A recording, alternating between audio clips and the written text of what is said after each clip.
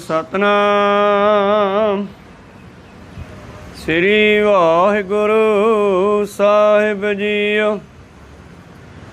श्री राग महल पहला। धात मिलै फुन धात को सिफती सिफत समाए। लाल गुलाल गहबरा सच्चा रंग चढ़ाओ। धात मिलै फुन धात को सिफती सिफत समाए। लाल गुलाल गहबरा सच्चा रंग चढ़ाओ। सच मिलै संतोखिया हर जप एक पाए। भाई रे संत जना की रेण। संत सभा गुर पाइयै मुक्त पदार्थ तेन रहाओ। भाई रे संत जना की रेण। संत सभा गुर पाइयै मुक्त पदार्थ तेन। वाहिगुरु जी का खालसा वाहिगुरु जी की फतेह। आओ गुरु प्यारे गुरु सवारे सतसंगी जनों, रोजाना की तरह पातशाह जी की अपार किरपा बख्शिश का सदका अमृत वेले तो लैकर के ही पातशाह जी के चरणा कमलों विखे हाजरियां लवा रहे हो। आओ लड़ीवार गुरबाणी के विचार नाल जुड़ना करिए जी। आप जी ने राग श्री राग चों शिवगंज साहिब जी के पवित्र अंग 18 ते सुभाएमान शब्द का पाठ सरवण किया। इस पवित्र बचन राही धन धन श्री गुरु नानक देव जी महाराज की बख्शिश करते हैं। आरंभ करिए उस तो पहला गुरु चरणों विच अपनियां अते दास दियां लवाओ हाजरियां। गुरु का बख्शिया फतेह का नारा करो बुलंद गज के आखो जी। वाहिगुरु जी का खालसा वाहिगुरु जी की फतेह। सतनाम श्री वाहिगुरु साहिब जीओ। श्री राग महल पहला। ये पवित्र वचन पहले पातशाह साहब श्री गुरु नानक देव महाराज जी का उच्चारण किया होया है। इस शब्द राही धन धन श्री गुरु नानक देव जी महाराज बख्शिश करते हैं सिखां नूं उपदेश देंदे होए कि यह जीव आत्मा उस परिपूर्ण परमात्मा विच किवें मिल सकती है। जिमें धात मिलै फुन धात को सिफते सिफत समाए। जिमें धात विच धात रल सकती है, भाव कोई सोना चांदी तांबा पित्तल आदि जद असी उसनूं ढालदे हां तां ओह धातां एक दूजे विच मिक्स हो जांदियां हन। धातां विच धातां मिलदियां हन। जो परिपूर्ण परमेश्वर परमात्मा है वो सिफत स्वरूप है। वो सिफती दा खजाना है। तू सच्चा साहिब सिफत सवालियो जिन कीती सो पार पया। तू सिफती दा घर है, सच्चा है, तेरी सिफत बड़ी सुंदर है। जिन्हां ने तेरी सिफत कीती उन्हां नूं तू पार ला दिता, संसार समुंदर चों बाहर कढ़ दिता। इस तरह सतगुरु पातशाह जी बख्शिश करते हैं कि वह सिफती दा खजाना, सिफती दा घर, सिफत स्वरूप जिमें दसवें प्रीतमा जी आ बख्शिश करते हैं। साच कहो सुन लेहो सब है जिन प्रेम कियो तिन ही प्रभ पायो। जिथे प्रेम है उत्थे सिफत निकलती है, जिथे ईर्ख है उत्थे निंदिया चुगली निकलती है। तो इस करके 10वें पातशाह जी बख्शिश करते हैं कि उस परिपूर्ण परमेश्वर परमात्मा नूं सिफत करके पाया जा सकता है। ਉਹਦੇ ਵਿੱਚ ਫਿਰ ਇਹ ਜੀਵ ਇਉਂ ਮਿਲ ਜਾਂਦਾ ਹੈ, ਜਿਉਂ ਜਲ ਮਹਿ ਜਲ ਆਏ ਖਟਾਨਾ, ਤਿਉਂ ਜੋਤੀ ਸੰਗ ਜੋਤ ਸਮਾਨਾ। ਜਿਵੇਂ ਪਾਣੀ ਵਿੱਚ ਪਾਣੀ ਮਿਲ ਜਾਂਦਾ ਹੈ, ਜਿਵੇਂ ਭਾਈ ਸਾਹਿਬ ਭਾਈ ਗੁਰਦਾਸ ਜੀ ਨੇ ਬਚਨ ਲਿਖੇ ਅਨੇਕ, ਆਪਣੇ ਬਚਨਾਂ ਰਾਹੀਂ ਉਹ ਬਿਆਨ ਕਰਦੇ ਹਨ। जैसे एक आग ते कनूका कोट उपजित है, कहने जिसे तरह अग तो अनेकां चंगियाड़े पैदा हुंदे हन,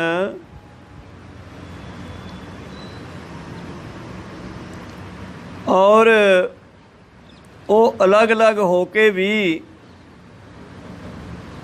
जिहड़ा है वापस अपने असले विच अग विच मिल जाते हैं। जैसे एक आग ते कनोका कोट उपजित है, न्यारे न्यारे होए के फिर आग में समाएंगे। ਉਹ ਗੁਰੂ ਪਿਆਰਿਓ ਅਲੱਗ-ਅਲੱਗ ਉੱਡਦੇ ਹਨ, ਨਿਆਰੇ ਹੋ ਕੇ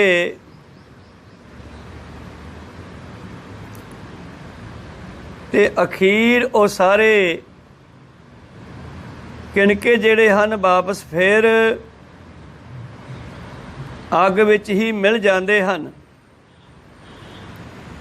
ਇਸੇ ਤਰ੍ਹਾਂ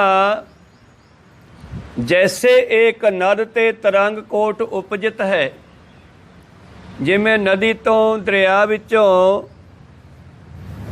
समुंदर दे स्रोत चों पानी दे स्रोत चों अनेकां तरह दीयां तरंगां लहरां पैदा हो के किनारे वल आउंदियां,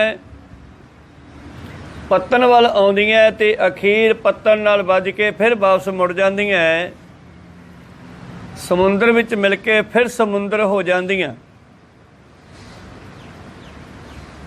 जैसे एक नाते तरंग कोट उपजित है, पान के तरंग सब पान ही कहाहेंगे।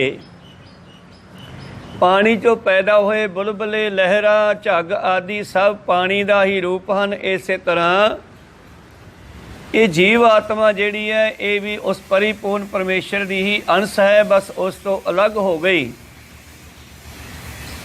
जद ओदी सिफत करती हुई वापस ओदे वल जावेगी, अपने निज स्वरूप वल जावेगी, तो एक दिन ओदे विच समा के ओदा रूप हो जाती है। हर का सेवक सो हर जेहा, भेद न जानो मानस देहा।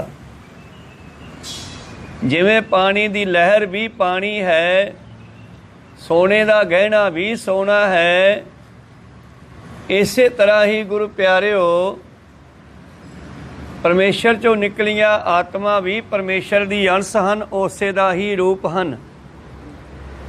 ते जदों उहदे विच मिल जांदियां फिर ओही हो जांदियां।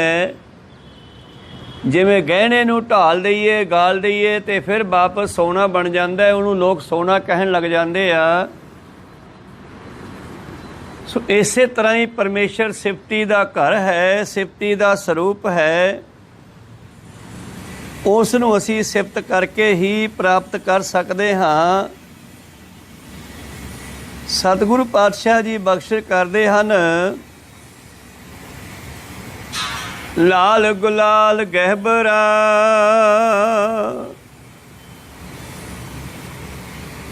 सच्चा रंग चढ़ाओ।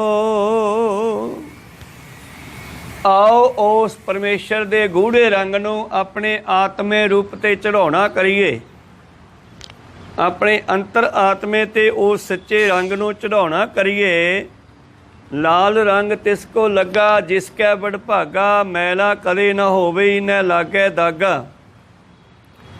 वो परिपूर्ण परमेश्वर परमात्मा जिहड़ा है उस दे विच मिलण लई उहदे रंग नूं लाउण दी लोड़ है। ਜਿਸ ਤਰ੍ਹਾਂ ਇੱਕ ਬੱਚੀ ਦੀ ਵੀ ਜਦ ਸ਼ਾਦੀ ਹੁੰਦੀ ਹੈ, ਪਤੀ ਦੇ ਮਿਲਣ ਤੋਂ ਪਹਿਲਾਂ ਉਸ ਨੂੰ ਲਾਲ ਰੰਗ ਦੇ ਵਸਤਰ ਪਹਿਨਾਏ ਜਾਂਦੇ ਹੈ, ਲਾਲ ਰੰਗ ਦਾ ਚੂੜਾ, ਲਾਲ ਰੰਗ ਦੀ ਮਹਿੰਦੀ ਆਦਿ ਆਦਿ। ਲਗਭਗ ਲਾਲ ਰੰਗ ਵਰਤਿਆ ਜਾਂਦਾ ਹੈ। ਲਾਲ ਰੰਗ ਅਸਲ ਵਿੱਚ ਮਿਲਣ ਦਾ ਪ੍ਰਤੀਕ ਹੈ, ਮਿਲਾਪ ਦਾ ਪ੍ਰਤੀਕ ਹੈ ਲਾਲ ਰੰਗ। ਇਸੇ ਤਰ੍ਹਾਂ ਜਦੋਂ ਨਾਮ ਜਪਣ ਵਾਲੀਆਂ ਰੂਹਾਂ ਵੀ ਪਰਮੇਸ਼ਰ ਦਾ ਨਾਮ ਜਪਦੀਆਂ ਤਾਂ ਉਹ ਵੀ ਉਸ ਦੇ ਵਿੱਚ ਮਿਲ ਜਾਂਦੀਆਂ। ਜਿਵੇਂ ਸਰੀਰ ਨੂੰ ਲੱਗੇ ਹੋਏ 5 ਤੱਤ ਧਾਤ, ਧਾਤ ਭਾਵ 5 ਤੱਤ ਜਦੋਂ ਸਰੀਰ ਤੋਂ ਅਲੱਗ ਹੁੰਦੇ ਹੈ, ਸਰੀਰ 'ਚੋਂ ਆਤਮਾ ਨਿਕਲ ਜਾਂਦੀ ਹੈ, 5 ਤੱਤ ਅਲੱਗ-ਅਲੱਗ ਹੋ ਜਾਂਦੇ ਆ, ਤਾਂ ਇਹ ਪਾਤਸ਼ਾਹ ਦਾ ਬਚਨ ਹੈ ਨੌਵੇਂ ਸਤਿਗੁਰ ਜੀ ਦਾ। ਪਵਨੇ ਮੈਂ ਪਵਨ ਸਮਾਇਆ, ਜੋਤੀ ਮੈਂ ਜੋਤ ਰਲ ਜਾਇਆ, ਮਾਟੀ ਮਾਟੀ ਹੋਈ ਏਕ, ਰੋਵਨ ਹਾਰੇ ਕੀ ਕਵਨ ਟੇਕ। ਰੋਣ ਵਾਲਾ ਕਿਹਨੂੰ ਰੋਂਦਾ ਹੈ? ਜੇ 5 ਤੱਤਾਂ ਦੇ ਸਰੀਰ ਨੂੰ ਰੋਂਦਾ ਤੇ ਸਰੀਰ ਸਾਡੇ ਕੋਲ ਹੀ ਪਿਆ, ਬਲਕਿ ਅਸੀਂ ਆਪ ਹੀ ਉਸ ਨੂੰ ਆਪਣੇ ਤੋਂ ਦੂਰ ਕਰਦੇ ਹਾਂ, ਸੰਸਕਾਰ ਕਰਕੇ ਦਫਨਾ ਕੇ, ਕਿਉਂਕਿ ਅਸੀਂ ਸਰੀਰ ਨਹੀਂ ਆ। 5 ਤੱਤਾਂ ਵਿੱਚ ਅਸੀਂ ਰਹਿੰਦੇ ਸੀ, ਅਸੀਂ ਨਿਕਲ ਚੁੱਕੇ ਹਾਂ, ਸਰੀਰ ਖਾਲੀ ਹੋ ਗਿਆ ਹੈ ਤੇ ਪਿੱਛੇ ਪਰਿਵਾਰਕ ਮੈਂਬਰ ਉਹ ਸਰੀਰ ਨੂੰ ਅੱਗ ਵਿੱਚ ਪਾ ਦਿੰਦੇ ਆ ਜਾਂ ਮਿੱਟੀ ਵਿੱਚ ਨੱਪ ਦਿੰਦੇ ਆ, ਤੇ ਉਹ 5 ਤੱਤ ਅੱਗ, ਪਾਣੀ, ਮਿੱਟੀ, ਹਵਾ, ਇਹ ਸਾਰੇ ਜਿਹੜੇ ਹਨ ਆਪੋ ਆਪਣੇ ਅਸਲੇ ਵੱਲ ਚਲੇ ਜਾਂਦੇ ਹਨ, 5 ਤੱਤਾਂ ਦੇ ਵਿੱਚ ਮਿਲ ਜਾਂਦੇ ਹੈ। ਪਾਣੀ, ਹਵਾ, ਅੱਗ, ਆਕਾਸ਼ ਤੇ ਮਿੱਟੀ ਆਦਿ। ਸਤਿਗੁਰੂ ਪਾਤਸ਼ਾਹ ਜੀ ਬਖਸ਼ਿਸ਼ ਕਰਦੇ ਹਨ, ਪ੍ਰਭੂ ਸਿਫਤ ਦਾ ਸਰੂਪ ਹੈ। ਜਦੋਂ ਚੇਤਨਾ ਅੰਸ਼ ਉਸ ਦੀ ਸਿਫਤ ਕਰਦੀ ਹੈ, ਅਸੀਂ ਉਹਦੀ ਸਿਫਤ ਕਰਦੇ ਹਾਂ ਸਰੀਰ 'ਚ ਰਹਿੰਦੇ ਹੋਏ, ਤਾਂ ਅਸੀਂ ਉਹ ਸਿਫਤੀ ਦੇ ਸਰੂਪ ਪਰਮੇਸ਼ਰ ਦੇ ਵਿੱਚ ਸਮਾ ਜਾਂਦੇ ਹਾਂ। ਜਦੋਂ ਸਾਡੇ ਤੇ ਉਸ ਦਾ ਲਾਲ ਰੰਗ ਚੜ੍ਹ ਜਾਂਦਾ ਹੈ, ਗਹਿਬਰਾ, ਗੂੜਾ, ਸੰਘਣਾ, ਗੁਰੂ ਕਿਰਪਾ ਕਰਦਾ ਜਦੋਂ ਸਾਨੂੰ ਉਹ ਨਾਮ ਦਾ ਰੰਗ ਦਿੰਦਾ ਹੈ। ਕਾਇਆ ਰੰਗਣ ਜੇ ਥੀਐ ਪਿਆਰੇ ਪਾਈਐ ਨੌ ਮਜੀਠ, ਰੰਗਣ ਵਾਲਾ ਜੇ ਰੰਗੈ ਸਾਹਿਬ ਐਸਾ ਰੰਗ ਨਾ ਡੀਠ। ਉਹ ਲਾਲ ਰੰਗ ਸਾਨੂੰ ਗੁਰੂ ਕੋਲੋਂ ਮਿਲਦਾ ਹੈ। ਜਿਵੇਂ ਜਿਵੇਂ ਗੁਰੂ ਕਿਰਪਾ ਕਰਦਾ ਸਾਡੇ ਤੇ, ਸਾਡੇ ਉੱਪਰ ਉਹ ਲਾਲ ਰੰਗ ਚੜ੍ਹਦਾ ਹੈ। ਇਹ ਸੰਸਾਰੀ ਕਿਸੇ ਰੰਗ ਦੀ ਗੱਲ ਨਹੀਂ ਹੈ, ਇਹ ਹੈ ਨਿਧ ਆਸਨ, ਆਪਣੇ ਆਪੇ ਨਾਲ ਜੁੜ ਕੇ ਸਿਮਰਨ ਕਰਨਾ, ਭਜਨ ਕਰਨਾ, ਬੰਦਗੀ ਕਰਨੀ। ਜਦੋਂ ਕੋਈ ਇਹ ਸਿਮਰਨ ਭਜਨ ਬੰਦਗੀ ਕਰਦਾ ਹੈ ਤੇ ਜੀਵਨ ਦੇ ਵਿੱਚ ਸੱਚ ਲੈ ਕੇ ਆਉਂਦਾ ਹੈ। ਭਾਵ ਪਰਮੇਸ਼ਰ ਦਾ ਇਹ ਗੁਣ ਹੈ ਸੱਚ। ਆਦਿ ਸੱਚ ਜੁਗਾਦ ਸੱਚ ਹੈ, ਪੀ ਸੱਚ ਨਾਨਕ ਹੋਸੀ ਪੀ ਸੱਚ। ਉਹ ਸੱਚ ਗੁਣ ਰੱਖਦਾ ਹੈ। ਅਸੀਂ ਝੂਠ ਬੋਲਦੇ ਹਾਂ ਤਾਂ ਫਿਰ ਮਿਲਾਪ ਨਹੀਂ ਹੋ ਸਕਦਾ, ਕਿਉਂਕਿ ਸੱਚ ਤੇ ਝੂਠ ਦੋਨੇ ਇੱਕ ਦੂਜੇ ਦੇ ਐਂਟੀ ਜਾਂਦੇ ਹਨ। ਇਸ ਕਰਕੇ ਸਾਨੂੰ ਜ਼ਿੰਦਗੀ ਵਿੱਚ ਸੱਚ ਲਿਆਉਣਾ ਪੈਣਾ। ਸਤਿਗੁਰੂ ਪਾਤਸ਼ਾਹ ਜੀ ਬਖਸ਼ਿਸ਼ ਕਰਦੇ ਹਨ, ਸੱਚ ਮਿਲੈ ਸੰਤੋਖੀਆਂ, ਹਰ ਜਪ ਏਕੈ ਭਾਏ। ਇਹ ਲਾਲ ਰੰਗ ਕਿਹਨਾਂ ਨੂੰ ਮਿਲਦਾ ਹੈ? ਲਾਲ ਰੰਗ ਤਿਸ ਕੋ ਲੱਗਾ ਜਿਸਕੇ ਵੱਡ ਭਾਗਾ, ਮੈਲਾ ਕਦੇ ਨਾ ਹੋਵੇ ਨਾ ਲਾਗੇ ਦਾਗਾ। ਇਹ ਕਿਹਨਾਂ ਨੂੰ ਮਿਲਦਾ ਹੈ? ਜਿਹੜੇ ਸੱਚ ਦੇ ਰਾਹ 'ਤੇ ਚੱਲਦੇ ਹਨ, ਜਿਹੜੇ ਜੀਵਨ ਵਿੱਚ ਸੰਤੋਖ ਧਾਰਨ ਕਰਦੇ ਹਨ, ਉਹਨਾਂ ਨੂੰ ਹੀ ਇਹ ਸੱਚ ਦੀ ਪ੍ਰਾਪਤੀ ਹੁੰਦੀ ਆ। ਜਿਹੜੇ ਨਗਰ ਜਾਣਾ ਹੈ ਉਸੇ ਦੇ ਰਸਤੇ 'ਤੇ ਚੱਲਣਾ ਪੈਣਾ। ਇਸੇ ਤਰ੍ਹਾਂ ਸੱਚ ਨੂੰ ਮਿਲਣਾ ਤੇ ਸੱਚ 'ਤੇ ਚੱਲਣਾ ਪੈਣਾ। ਧੰਨ ਧੰਨ ਸ਼੍ਰੀ ਗੁਰੂ ਨਾਨਕ ਦੇਵ ਜੀ ਮਹਾਰਾਜ ਕਹਿੰਦੇ ਹਨ, ਸਿੱਖਾ ਸਬਰ, ਸੰਤੋਖ, ਬੈਰਾਗ ਆਦਿ ਇਹ ਵੀ ਜ਼ਰੂਰੀ ਹੈ। ਮਨ ਦੇ ਵਿੱਚ ਮਿਲਣ ਦੀ ਤੜਪ ਬਣੀ ਹੋਣੀ ਚਾਹੀਦੀ ਹੈ। ਜਿਨ੍ਹਾਂ ਦੇ ਅੰਦਰ ਤੜਪ ਬਣੀ ਰਹਿੰਦੀ ਆ, ਉਹ ਇੱਕ ਦਿਨ ਮਾਲਕ ਤੱਕ ਪਹੁੰਚ ਜਾਂਦੇ ਹਨ। ਆਪਣੀ ਖਿੱਚ ਨੂੰ ਬਣਾ ਕੇ ਰੱਖਦੇ ਹਨ, ਜਿਸ ਨੂੰ ਭਗਤ ਨਾਮਦੇਵ ਜੀ ਲਿਖਦੇ ਹਨ, ਤੋਰੀ ਨਾ ਟੂਟੈ ਛੋਰੀ ਨਾ ਛੂਟੈ ਐਸੀ ਮਾਧੋ ਖਿੱਚ ਤਣੀ। ਇਹੋ ਜੀ ਸਾਡੀ ਖਿੱਚ ਪੈ ਜਾਵੇ ਤੇਰੇ ਨਾਲ ਕਿ ਇਹਨੂੰ ਕੋਈ ਵੀ ਵਿਕਾਰ, ਕਾਮ ਕ੍ਰੋਧ ਆਦਿ ਇਸ ਨੂੰ ਤੋੜ ਨਾ ਸਕਣ। ਸਤਿਗੁਰੂ ਪਾਤਸ਼ਾਹ ਜੀ ਅੱਗੇ ਬਖਸ਼ਿਸ਼ ਕਰਦੇ ਹਨ, ਸੱਚ ਮਿਲੇ ਸੰਤੋਖੀਆਂ ਹਰ ਜਪ ਏਕੈ ਭਾਏ।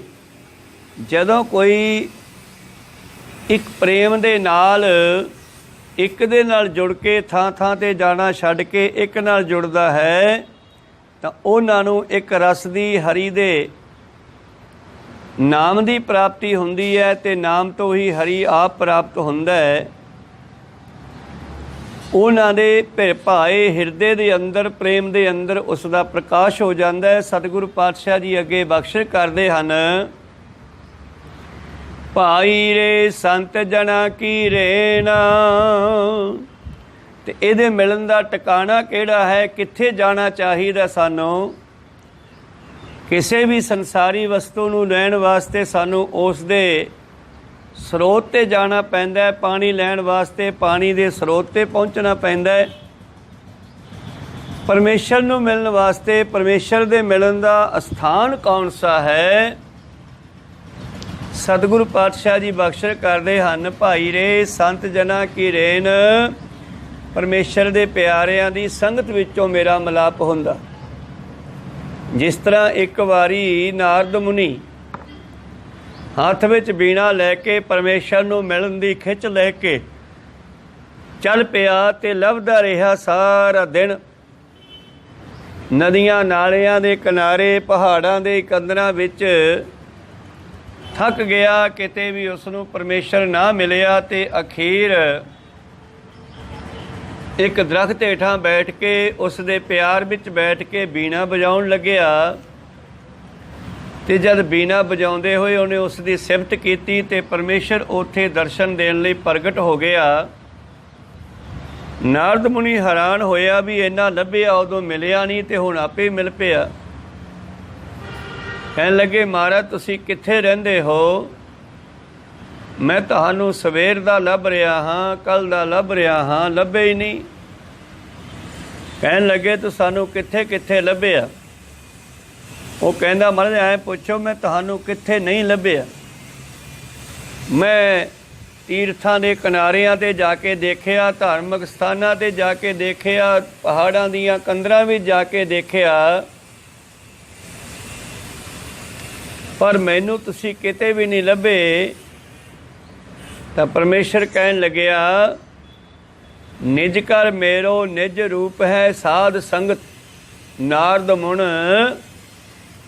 ਮੁਨੀ ਮੈਂ ਉੱਥੇ ਰਹਿਣਾ ਜਿੱਥੇ ਮੇਰੀ ਸਿਫਤ ਸਲਾਹ ਹੁੰਦੀ ਹੈ, ਜਿੱਥੇ ਸਤਸੰਗ ਹੁੰਦੀ ਹੈ। ਇਸ ਕਰਕੇ ਕਿਉਂਕਿ ਭਗਤ ਕਬੀਰ ਸਾਹਿਬ ਜੀ ਕਹਿੰਦੇ ਧਾਰਮਿਕ ਸਥਾਨ ਤੀਰਥਾਂ ਨੂੰ ਦੁਨੀਆ ਮੰਨਦੀ ਸੀ, ਪਰ ਹੁਣ ਉਹਨਾਂ ਤੀਰਥਾਂ ਦੇ ਉੱਤੇ ਵੀ ਉਹ ਧਰਮ ਨਹੀਂ ਰਹਿ ਗਿਆ। ਦੁਨੀਆ ਵਿਗੜ ਚੁੱਕੀ ਹੈ। ਨਹਾਵਣ ਚੱਲੇ ਤੀਰਥੀ ਮਨ ਖੋਟੇ ਤਨ ਚੋਰ। ਇੱਕ ਪਾਉ ਲੱਥੀ ਨਹਾਤਿਆਂ ਦੋਏ ਪਾਉ ਚੜੀਅਸ ਹੋਰ।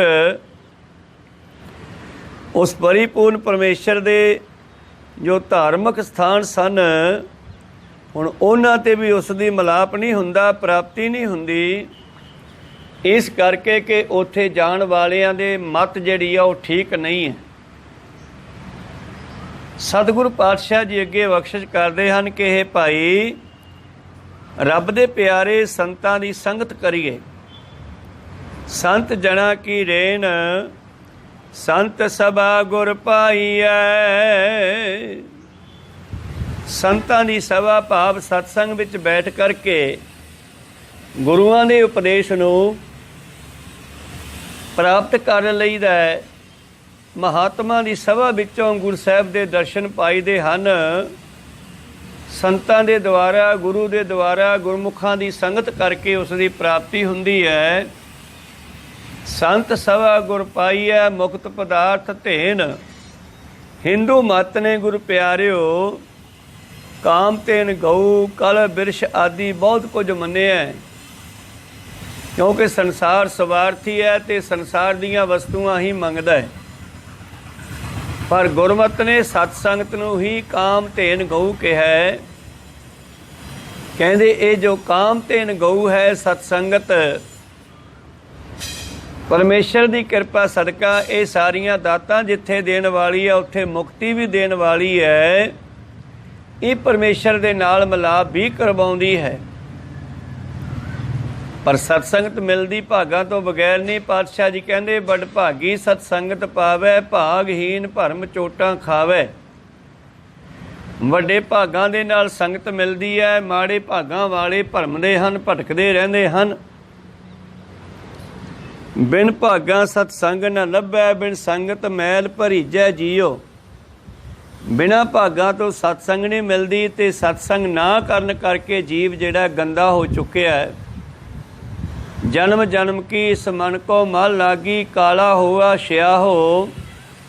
ਖੰਡਲੀ ਧੋਤੀ ਉਜਲੀ ਨਾ ਹੋਵੇ, ਉਲਟੀ ਹੋਵੇ ਮਤ ਬਦਲਾਹੋ। ਜਿਵੇਂ ਖੰਡਲੀ ਕੋਲੂ ਵਾਲੀ ਤੇਲ ਨਾਲ ਗੱਚ ਹੋਈ ਲੀਰ ਹੁਣ ਧੋਤੀ ਨਹੀਂ ਜਾ ਸਕਦੀ, ਸਾਫ਼ ਨਹੀਂ ਕੀਤੀ ਜਾਂਦੀ, ਉਹਨੂੰ ਸਾੜਨਾ ਹੀ ਪੈਂਦਾ, ਮਚਾਉਣਾ ਹੀ ਪੈਂਦਾ ਹੈ।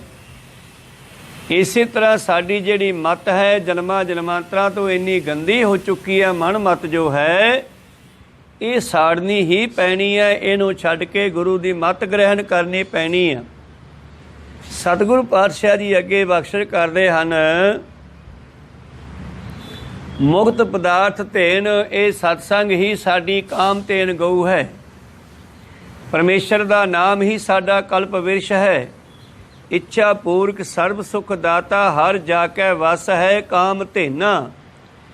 ਇਹ ਜਿਹੜੀਆਂ ਹਿੰਦੂ ਮਤ ਵਿੱਚ ਮੰਨੀਆਂ ਹੋਈਆਂ ਕਾਮ ਧੇਨ ਗਊਆਂ ਆਦਿ ਹਨ, ਇਹ ਵੀ ਇਸ ਨਾਮ ਦੇ ਹੁਕਮ ਅੰਦਰ ਦਿੰਦੀਆਂ ਹਨ ਦਾਤਾਂ। ਇਹ ਵੀ ਆਪ ਨਹੀਂ ਦੇ ਸਕਦੀਆਂ, ਇਹ ਵੀ ਉਸ ਹਰੀ ਦੇ ਹੁਕਮ ਅੰਦਰ ਹਨ। ਜਾਂ ਕਹਿ ਵਸ ਹੈ ਕਾਮ ਧੇਨਾ, ਸੋ ਐਸਾ ਹਰ ਧਿਆਈਆ ਮੇਰੇ ਜੀ ਅੜੇ, ਤਾਂ ਸਰਬ ਸੁਖ ਪਾਵੈ ਮੇਰੇ ਮਨਾ। ਜਪ ਮਨ ਸਤਨਾਮ ਸਦਾ ਸਤਨਾਮ, ਹਲਤ ਪਲਤ ਮੁਖ ਉਜਲ ਹੋਈ ਹੈ। ਨਿਤ ਧਿਆਈਐ ਪੁਰਖ ਨਿਰੰਜਨ। ਮੇਰੇ ਪ੍ਰੀਤਮ ਜੀ ਕਹਿੰਦੇ ਆਓ ਉਸ ਨੂੰ ਇਉਂ ਪ੍ਰਾਪਤ ਕੀਤਾ ਜਾ ਸਕਦਾ ਹੈ। ਰਹਾਓ, ਰਹਾਓ ਦਾ ਮਤਲਬ ਹੈ ਠਹਿਰ ਜਾਓ, ਰੁਕੋ।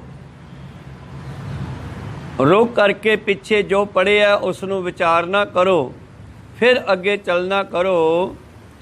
ਰਹਾਓ ਤੋਂ ਅੱਗੇ ਬਖਸ਼ਿਸ਼ ਕਰਦੇ ਹਨ, ਉਹ ਪਰਮੇਸ਼ਰ ਦਾ ਟਿਕਾਣਾ ਕਿੱਥੇ ਹੈ, ਰਿਹਾਇਸ਼ ਕਿੱਥੇ ਹੈ, ਕਿਵੇਂ ਮਿਲਿਆ ਜਾ ਸਕਦਾ।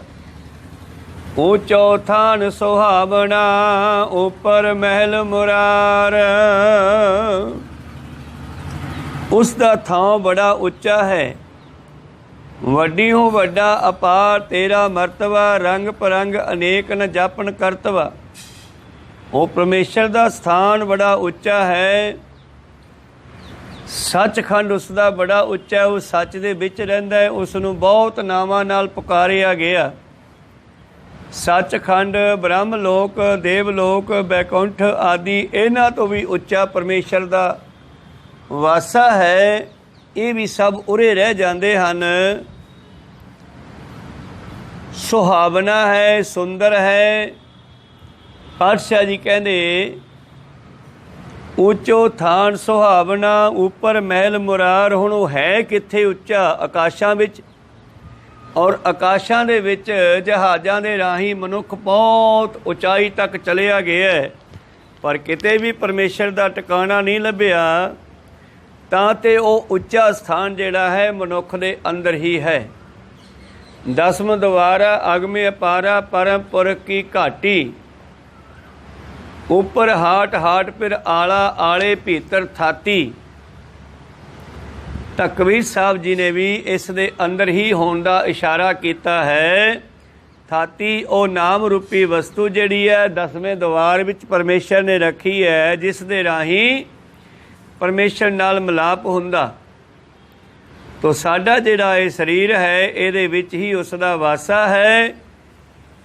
ਜਦੋਂ ਮਹਿਲ ਭਾਵ ਸਰੂਪ ਦਾ ਆਨੰਦ ਦਸਵੇਂ ਦੁਆਰ 'ਚ ਪਾਈਦਾ ਜਾ ਕਰਕੇ, ਸਾਧ ਸੰਗਤ ਵੀ ਸਭ ਤੋਂ ਉੱਚਾ ਸਥਾਨ ਹੈ। ਧੰਨ ਗੁਰੂ ਪਾਤਸ਼ਾਹ ਜੀ ਬਖਸ਼ਿਸ਼ ਕਰਦੇ ਹਨ, सच्चों उरै सब को, सब कुछ सच तो थले है। स्वर्ग लोक बैकुंठ लोक आदि ये सब सच तो थले ਹਨ। ਤਾਂ ਸਿੱਖਾਂ ਨੇ ਪੁੱਛਿਆ ਮਾਰੇ ਇਦੋਂ ਉੱਤੇ ਵੀ ਕੋਈ ਹੈ? ਕਹਿੰਦੇ ਹਾਂ। ਸੱਚੋਂ ਉरै ਸਭ ਕੋ ਉੱਪਰ ਸੱਚ ਅਚਾਰ। ਸੱਚ ਤੋਂ ਥੱਲੇ ਸਾਰੇ ਰਹਿੰਦੇ ਹਨ। ਜੇ ਉੱਚੇ ਹੈ ਤਾਂ ਕੋਈ ਉਹ ਜਿਹਨੇ ਸੱਚ ਨੂੰ ਗ੍ਰਹਿਣ ਕਰ ਲਿਆ, ਉਹ ਸੱਚ ਤੋਂ ਵੀ ਉੱਪਰ ਹੋ ਗਿਆ, ਸੱਚ ਉਹਨਾਂ ਦੇ ਨਾਲ ਹੋ ਗਿਆ। ਸਤਿਗੁਰੂ ਪਾਤਸ਼ਾਹ ਜੀ ਕਹਿੰਦੇ ਸੋ ਸਿੱਖ ਸਖਾ ਬੰਦ ਪਹਿ ਭਾਈ, ਜੇ ਗੁਰ ਕੇ ਭਾਣੇ ਵਿੱਚ ਆਵੇ। ਆਪਣੇ ਭਾਣੇ ਜੋ ਚੱਲੇ ਭਾਈ, ਵਿਛੜ ਚੋਟਾਂ ਖਾਵੇ। ਇਸ ਕਰਕੇ ਉਸ ਦਾ ਸਥਾਨ ਬੜਾ ਉੱਚਾ ਹੈ। ਉੱਚੋ ਥਾਨ ਸੁਹਾਵਨਾ, ਉੱਪਰ ਮਹਿਲ ਮੁਰਾਰ। ਪਰਮੇਸ਼ਰ ਦਾ ਮਹਿਲ ਟਿਕਾਣਾ ਕਿੰਨਾ ਕੁ ਉੱਚਾ ਹੈ। ਤਾਂ ਪਾਤਸ਼ਾਹ ਜੀ ਰਹਿਰਾਸ ਸਾਹਿਬ ਵਿੱਚੋਂ ਵੀ ਬਚਨ ਆਪਾਂ ਸਰਵਣ ਕਰਦੇ ਹਾਂ। ਸੋ ਦਰ ਤੇਰਾ ਕਿਹਾ, ਸੋ ਘਰ ਕਿਹਾ, ਜਿਤ ਵੈ ਸਰਬ ਸੰਭਾਲੇ। ਉਹ ਦਰ ਕਿਹੜਾ ਹੈ, ਉਹ ਘਰ ਕਿਹੜਾ ਹੈ ਜਿੱਥੇ ਬੈਠ ਕੇ ਤੂੰ ਸਾਰੀ ਦੁਨੀਆ ਨੂੰ ਸੰਭਾਲਦਾ ਹੈ। ਉੱਚੋਂ ਉੱਚਾ ਥਾਨ ਸੁਹਾਵਣਾ, ਉੱਚੋ ਥਾਨ ਸੁਹਾਵਨਾ, ਉੱਪਰ ਮਹਿਲ ਮੁਰਾਰ। ਉਹ ਸਭ ਤੋਂ ਉੱਚੇ ਥਾਂ 'ਤੇ ਰਹਿੰਦਾ, ਭਾਵ ਹਰ ਮਨੁੱਖ ਦੇ ਅੰਦਰ ਹੀ ਰਹਿੰਦਾ ਹੈ। ਗਿਆਨ ਰੂਪੀ ਦਰਵਾਜ਼ਾ, ਸਰੂਪ ਰੂਪੀ ਉਹਦਾ ਘਰ ਹੈ। ਨਿਜ ਸਰੂਪ ਨਾਲ ਜੁੜਨਾ, ਤੁਰੀਆ ਅਵਸਥਾ ਦੇ ਵਿੱਚ ਉਹ ਰਹਿਣ ਵਾਲਾ ਹੈ। ਪਰਮੇਸ਼ਰ ਦੇ ਪਿਆਰ ਦੁਆਰਾ ਉਹਨੂੰ ਪ੍ਰਾਪਤ ਕੀਤਾ ਜਾ ਸਕਦਾ ਹੈ। ਮਹਾਰਾਜ ਕਿਵੇਂ ਕਰੀਏ ਫਿਰ? ਪਾਤਸ਼ਾਹ ਕਹਿੰਦੇ ਗੁਰਮੁਖ ਮਨ ਸਮਝਾਈਐ, ਆਤਮ ਰਾਮ ਵਿਚਾਰ। ਜਦੋਂ ਅਸੀਂ ਗੁਰੂ ਦੇ ਮੁਖ ਰਾਹੀਂ ਉਪਦੇਸ਼ ਲੈ ਕਰਕੇ ਮਨ ਨੂੰ ਸਮਝਾਉਣਾ ਕਰਦੇ ਹਾਂ, ਭਾਵ ਜਦੋਂ ਅਸੀਂ ਗੁਰੂ ਦੀ ਮੱਤ ਅਨੁਸਾਰ ਚੱਲਣਾ ਕਰਦੇ ਹਾਂ, ਕਿਉਂਕਿ ਮਨ ਜਿਹੜਾ ਹੈ ਇਹਨਾਂ ਪੰਜਾਂ ਵਿਕਾਰਾਂ ਦੇ ਵੱਸ ਪੈ ਗਿਆ ਹੈ। ਜਿਹੜੇ ਪੰਜੇ ਇਸ ਮਨ ਨੂੰ ਦੱਬੀ ਫਿਰਦੇ ਹੈ, ਕੋਈ ਕਿਧਰੇ ਲੈ ਜਾਂਦਾ, ਕੋਈ ਕਿਧਰੇ ਲੈ ਜਾਂਦਾ। ਸਤਿਗੁਰੂ ਪਾਤਸ਼ਾਹ ਜੀ ਕਹਿੰਦੇ ਇਹ ਉਹਨਾਂ ਦੇ ਵੱਸ ਵਿੱਚ ਪੈ ਗਏ ਹੈ। ਪਰ ਜਦੋਂ ਇਹ ਮਨ ਗੁਰੂ ਦੇ ਦੱਸੇ ਬਚਨਾਂ ਨੂੰ ਸੁਣੇਗਾ, ਸਮਝੇਗਾ ਅਤੇ ਉਹਨਾਂ ਚੀਜ਼ਾਂ ਨੂੰ ਤਿਆਗੇਗਾ ਜਿਹੜੀਆਂ ਇਹਦੇ ਕੰਮ ਦੀਆਂ ਨਹੀਂ, ਫਿਰ ਆਤਮਕ ਰਾਮ ਦੀ, ਆਤਮਾ ਰਾਮ ਦੀ ਆਪਣੇ ਆਪੇ ਦੀ ਵਿਚਾਰ ਪ੍ਰਾਪਤ ਹੁੰਦੀ ਹੈ। ਸਤਿਗੁਰੂ ਪਾਤਸ਼ਾਹ ਜੀ ਕਹਿੰਦੇ ਸਰਬ ਦਾ ਆਤਮਾ ਹੈ, ਆਪਣਾ ਆਪ ਰੂਪ ਰਾਮ ਪਰਮੇਸ਼ਰ ਹੈ। ਨਿਜ ਸਰੂਪ ਦੀ ਗੱਲ ਕੀਤੀ ਗਈ ਹੈ। ਆਪਣੇ ਨਿਜ ਸਰੂਪ ਨਾਲ ਜੋੜਨ ਵਾਸਤੇ ਸਤਿਗੁਰੂ ਪਾਤਸ਼ਾਹ ਜੀ ਕਹਿੰਦੇ ਸਿੱਖਾ ਗੁਰਮੁਖਾਂ ਦੀ ਸੰਗਤ ਕਰਕੇ ਮਨ ਨੂੰ ਸਮਝਾਈਦਾ ਹੈ। ਜੋ ਸਰਬ ਸ੍ਰਿਸ਼ਟੀ ਦਾ, ਸਾਰੀ ਦੁਨੀਆ ਦਾ ਮਾਲਕ ਹੈ ਪਰਮੇਸ਼ਰ, ਉਹ ਤੇਰੇ ਹਿਰਦੇ ਵਿੱਚ ਵੀ ਵਸਦਾ ਹੈ। ਉਸ ਦੀ ਵਿਚਾਰ ਆਪਣੇ ਹਿਰਦੇ ਵਿੱਚੋਂ ਧਾਰਨ ਕਰੋ, ਭਾਵ ਆਤਮਾ ਹੀ ਰਾਮ ਹੈ। ਕਹੋ ਕਬੀਰ ਅਬ ਕਹੀਐ ਕਾਹੇ। ਕਹਿੰਦੇ ਇਦੋਂ ਉੱਤੇ ਹੋਰ ਮੈਂ ਕੀ ਕਹਾਂ ਕਿ ਪਰਮੇਸ਼ਰ ਜਿਹੜਾ ਹੈ ਉਹ ਤੁਹਾਡੀ ਆਤਮਾ ਹੀ ਹੈ, ਆਤਮਾ ਹੀ ਰਾਮ ਹੈ। ਜਦੋਂ ਮਨੁੱਖ ਨੇ ਆਪਣੇ ਆਪੇ ਨੂੰ ਜਾਣ ਲਿਆ, ਇਹਨੂੰ ਅਕਲ ਆ ਗਈ ਕਿ ਮੈਂ ਜੋ ਹਾਂ ਪਰਮੇਸ਼ਰ ਦੀ ਅੰਸ਼ ਹਾਂ। ਸੰਸਾਰ ਦੇ ਸਾਰੇ ਤੱਤ ਆਪੋ ਆਪਣੇ ਅਸਲੇ ਵੱਲ ਜਾਂਦੇ ਨੇ, ਪਰ ਇੱਕ ਮਨੁੱਖ ਹੈ ਜਿਹੜਾ ਅਸਲੇ ਤੋਂ ਭਟਕਿਆ ਹੋਇਆ। ਜੇ ਅੱਗ ਦੀ ਗੱਲ ਕਰਦੇ ਹਾਂ, ਜਦ ਮਚਾਉਂਦੇ ਹਾਂ ਉੱਪਰ ਨੂੰ ਜਾਂਦੀ ਹੈ, ਕਿਉਂਕਿ ਇਹਦਾ ਸਰੋਤ ਸੂਰਜ ਹੈ। ਪਾਣੀ ਡੋਲਦੇ ਹਾਂ ਨੀਵੇਂ ਨੂੰ ਜਾਂਦਾ ਹੈ, ਕਿਉਂਕਿ ਇਹਦਾ ਸਰੋਤ ਪਤਾਲਾਂ ਵਿੱਚ ਹੈ। ਪਾਣੀ ਹਮੇਸ਼ਾ ਨੀਵੇਂ ਨੂੰ ਜਾਂਦਾ, ਕਿਉਂਕਿ ਇਹਦਾ ਜਿਹੜਾ ਅਸਲਾ ਹੈ ਉਹ ਪਤਾਲਾਂ ਦੇ ਵਿੱਚ ਹੈ। ਅਤੇ ਸਤਿਗੁਰੂ ਪਾਤਸ਼ਾਹ ਜੀ ਕਹਿੰਦੇ ਇਸੇ ਤਰ੍ਹਾਂ ਹਵਾ ਜਿਹੜੀ ਹੈ ਆਕਾਸ਼ਾਂ ਵਿੱਚ ਫੈਲੀ ਹੋਈ ਹੈ। ਮਿੱਟੀ ਸਰੀਰ ਦੀ, ਮਿੱਟੀ ਧਰਤੀ ਤੋਂ ਪ੍ਰਾਪਤ ਹੋਈ ਆ, ਕਿਉਂਕਿ ਧਰਤੀ ਦੇ ਵਿੱਚੋਂ ਖਾਣੇ ਭੋਜਨ ਆਦਿ ਨਿਕਲੇ, ਮਾਤਾ ਨੇ ਪਿਤਾ ਨੇ ਛਕੇ, ਜਿਸ ਤੋਂ ਇਹ ਸਰੀਰ ਦੀ ਬਣਤਰ ਬਣੀ ਆ ਮਾਤਾ ਪਿਤਾ ਦੇ ਰਾਹੀਂ। ਇਸ ਕਰਕੇ ਮਿੱਟੀ ਧਰਤੀ ਤੋਂ ਮਿਲੀ ਹੈ ਅਤੇ ਮਿੱਟੀ ਮਿੱਟੀ ਵਿੱਚ ਮਿਲ ਜਾਂਦੀ ਹੈ। ਇਸ ਤਰ੍ਹਾਂ ਸਾਰੇ ਤੱਤ ਆਪੋ ਆਪਣੇ ਅਸਲੇ ਵੱਲ ਜਾਂਦੇ ਹੈ। ਪਵਨੇ ਮੈਂ ਪਵਨ ਸਮਾਇਆ, ਜੋਤੀ ਮੈਂ ਜੋਤ ਰਲ ਜਾਇਆ। माटी माटी होई एक, रोवन हारे की कवन टेक। इस करके आत्मा राम जो है, अपना आपा रूप जो है, ये जीव का साक्षी है। आत्मा राम है, जो राम सारे खंडां ब्रह्मंडां का मालिक है, ਉਹੀ तेरी चेतना भी है। जिस तरह भगत पीपा जी भी लिखते हैं, जो ब्रह्मंडे सोई पिंडे, जो खोजै सो पावै। पीपा परमै परम तत् है, सतगुर होए लखावै। सच करनी दे पाईऐ, कहते ਉਹ जो सब तो ਉੱਚਾ महल है, ਉਹਨੂੰ ਕਿਵੇਂ ਪਾਇਆ ਜਾ ਸਕਦਾ ਹੈ? ਸੱਚ ਕਰਨੀ ਦੇ ਭਾਵ ਸੱਚ ਦੇ ਨਾਲ ਜੁੜ ਕਰਕੇ, ਸੱਚ ਤੇ ਚੱਲ ਕਰਕੇ, ਆਪਣੇ ਕਰਮਾਂ ਵਿੱਚ ਬਦਲਾਅ ਕਰਕੇ, ਇਮਾਨਦਾਰੀ ਸੱਚ ਦੇ ਨਾਲ ਚੱਲਦਿਆਂ ਹੋਇਆਂ ਹੀ ਉਸ ਦਰ ਤੇ ਘਰ ਨੂੰ, ਉਸ ਮਹਿਲ ਨੂੰ, ਉਸ ਮਹਿਲ ਵਿੱਚ ਰਹਿਣ ਵਾਲੇ ਪਰਮੇਸ਼ਰ ਦੇ ਪਿਆਰ ਨੂੰ ਪਾਇਆ ਜਾ ਸਕਦਾ ਹੈ। ਆਤਮ ਮੈਂ ਰਾਮ, ਰਾਮ ਮੈਂ ਆਤਮ, ਚੀਨਸ ਗੁਰ ਵਿਚਾਰਾ। ਸਤਿਗੁਰੂ ਪਾਤਸ਼ਾਹ ਕਹਿੰਦੇ ਮਾਲਕ ਨੂੰ ਖੋਜਣਾ ਹੈ ਤੇ ਆਪਣੇ ਆਪੇ ਨੂੰ ਖੋਜ ਲਓ। ਮੰਦੇ ਖੋਜ ਦਿਲ ਹਰ ਰੋਜ਼, ਨਾ ਫਿਰ ਪਰੇਸ਼ਾਨੀ ਮਾਹੇ। ਇਹ ਜੋ ਦੁਨੀਆ ਸੇਹਰ ਮੇਲਾ, ਦਸਤਗੀਰੀ ਨਾਹੇ। ਇਹ ਦੁਨੀਆ ਸਿਰਫ ਇੱਕ ਮੇਲਾ ਹੈ, ਕਿਸੇ ਦੇ ਹੱਥ ਵਿੱਚ ਫੜਿਆ ਹੋਇਆ ਨਹੀਂ। ਇਸ ਕਰਕੇ ਆਓ ਉਸ ਮਾਲਕ ਨੂੰ ਪ੍ਰਾਪਤ ਕਰਨ ਵਾਸਤੇ ਅਸੀਂ ਸੱਚ ਤੇ ਚੱਲਣਾ ਕਰੀਏ। ਗੁਰਮੁਖ ਮਨ ਸਮਝਾਈਐ, ਆਤਮ ਰਾਮ ਵਿਚਾਰ। ਇਸ ਕਰਕੇ ਗੁਰੂ ਦੇ ਉਪਦੇਸ਼ ਨੂੰ ਲੈ ਕੇ ਆਪਣੀ ਆਤਮਾ ਨੂੰ, ਆਪਣੇ ਮਨ ਨੂੰ ਸਮਝਾਉਣਾ ਕਰੀਏ। ਜ਼ਮੀਰ ਦੀ ਆਵਾਜ਼ ਸੁਣੀਏ, ਜ਼ਮੀਰ ਵੀ ਸੱਚ ਬੋਲਦੀ ਹੈ ਕਈ ਵਾਰੀ, ਪਰ ਮਨੁੱਖ ਦਾ ਮਨ ਜਿਹੜਾ ਵਿਕਾਰਾਂ ਦੇ ਸਕੰਜੇ 'ਚ ਫਸਿਆ, ਕਾਲ ਦੇ ਮਗਰ ਲੱਗਿਆ, ਕਲਯੁਗ ਦੇ ਮਗਰ ਲੱਗਿਆ ਹੋਇਆ, ਝੂਠ ਤੂਫਾਨ ਬੋਲ ਦਿੰਦਾ, ਜ਼ਮੀਰ ਦੀ ਨਹੀਂ ਸੁਣਦਾ। ਇਸ ਕਰਕੇ ਪਾਤਸ਼ਾਹ ਕਹਿੰਦੇ ਆਤਮਾ ਰਾਮ ਦੀ ਵਿਚਾਰ ਜਿਹੜੀ ਆ ਉਹ ਮਨ ਨੂੰ ਦਈਏ। ਇਹ ਆਤਮਾ ਰਾਮ ਦੀ ਵਿਚਾਰ ਸਾਨੂੰ ਗੁਰਮੁਖਾਂ ਕੋਲੋਂ, ਨਾਮ ਜਪਣ ਵਾਲਿਆਂ ਕੋਲੋਂ, ਗੁਰੂਆਂ ਕੋਲੋਂ ਪ੍ਰਾਪਤ ਹੁੰਦੀ ਹੈ। ਸਤਿਗੁਰੂ ਅੱਗੇ ਬਖਸ਼ ਕਰਦੇ ਹਨ, ਤ੍ਰੈ ਵਿਦ ਕਰਮ ਕਮਾਈਐ, ਆਸੀ ਅੰਦੇਸਾ ਹੋਏ। ਮਨੁੱਖ ਤਿੰਨ ਤਰ੍ਹਾਂ ਦੇ ਕਰਮ ਦੁਨੀਆ ਵਿੱਚ ਰਹਿੰਦਾ ਹੋਇਆ ਕਰਦਾ ਹੈ, ਉੱਤਮ, ਮੱਧਮ ਤੇ ਕਨਿਸ਼ਟ। ਪਹਿਲਾਂ ਆਸ ਇੱਛਾ ਹੁੰਦੀ ਹੈ ਕਿ ਮੈਨੂੰ ਸਵਰਗਾਂ ਦੇ ਸੁੱਖ ਪ੍ਰਾਪਤ ਹੋਣ, ਸੰਸਾਰ ਦੀਆਂ ਇਛਾਵਾਂ ਪੂਰੀਆਂ ਹੋਣ। ਫਿਰ ਇਹ ਉੱਤਮ ਕਰਮ ਕਰਦਾ ਹੈ, ਔਰ ਕਰਮ ਕਰਦਾ ਹੋਇਆ ਨਾਲ ਕਾਮਨਾਵਾਂ ਬਣਾ ਕੇ ਰੱਖਦਾ ਹੈ ਕਿ ਜੇ ਮੈਂ ਆਹ ਮੇਰਾ ਕੰਮ ਹੋ ਜਾਵੇ, ਮੈਨੂੰ ਆਹ ਸੁੱਖ ਮਿਲ ਜਾਵੇ, ਮੈਂ ਆਹ ਕਰਾਂਗਾ। ਇਸ ਤਰ੍ਹਾਂ ਜਿਹੜੇ ਉੱਤਮ ਕਰਮ ਕਰਨ ਵਾਲੇ ਹੈ, ਫਿਰ ਜਦ ਕਦੇ ਵਿਘਨ ਪੈ ਜਾਂਦਾ ਹੈ ਤੇ ਸ਼ੰਕਾ ਪੈਦਾ ਹੋ ਜਾਂਦੀ ਹੈ, ਸੰਸਾ ਬਣ ਜਾਂਦਾ ਹੈ, ਕਿਤੇ ਵਿਘਨ ਨਾ ਪੈ ਜਾਵੇ। ਸ਼ੰਕਾ ਬਣਿਆ ਰਹਿੰਦਾ ਹੈ, ਸਰੀਰ ਕਿਤੇ ਸਵਰਗਾਂ 'ਚੋਂ ਸੁੱਖਾਂ 'ਚੋਂ ਡਿੱਗ ਨਾ ਜਾਵੇ। ਰਾਜਸੀ, ਤਾਮਸੀ, ਸਾਤਕੀ ਆਦਿ ਤਿੰਨ ਪ੍ਰਕਾਰ ਦੇ ਕਰਮ ਇਹ ਮਨੁੱਖ ਕਰਦਾ ਹੈ, ਉੱਤਮ, ਮੱਧਮ ਤੇ ਕਨਿਸ਼ਟ। ਉੱਤਮ ਕਰਮ ਹੈ ਜਿਹੜਾ ਪਰਮੇਸ਼ਰ ਨਾਲ ਮਿਲਣ ਵਾਲਾ, ਇਹ ਤਾਂ ਸਫਲਾ ਹੈ ਜੇ ਪਾਤਸ਼ਾਹ ਜੀ ਕਹਿੰਦੇ ਕਰਮ ਕਰਤ ਹੋਵੇ ਨਿਹਕਾਮੀ, ਤਿਸ ਕੋ ਹੋਤ ਪ੍ਰਾਪਤ ਸੁਆਮੀ।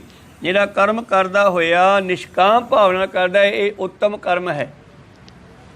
ਮੱਧਮ ਕਰਮ ਹੈ, ਕਰਮ ਕਰਦਿਆਂ ਹੋਇਆਂ ਕੋਈ ਇੱਛਾ ਰੱਖਣੀ, ਇਸ ਕਰਕੇ ਜਿਹੜੇ ਇੱਛਾ ਰੱਖਣੇ ਆ ਇਹ ਮੱਧਮ ਕਰਮ ਹੈ। ਤੇ ਕਨਿਸ਼ਟ ਮਾੜੇ ਕੰਮ ਕਰਨੇ, ਵਿਸ਼ੇ ਵਿਕਾਰਾਂ ਦੇ ਭੋਗਾਂ ਨੂੰ, ਉਹਨਾਂ ਦੇ ਸੁੱਖਾਂ ਨੂੰ ਜਿਹੜਾ ਹੈ ਪ੍ਰਾਪਤ ਕਰਨ ਦੀ ਕੋਸ਼ਿਸ਼ ਕਰਨੀ, ਇਹ ਕਨਿਸ਼ਟ ਕਰਮ ਹਨ, ਵਿਸ਼ੇ ਵਿਕਾਰਾਂ ਨੂੰ ਭੋਗਣਾ।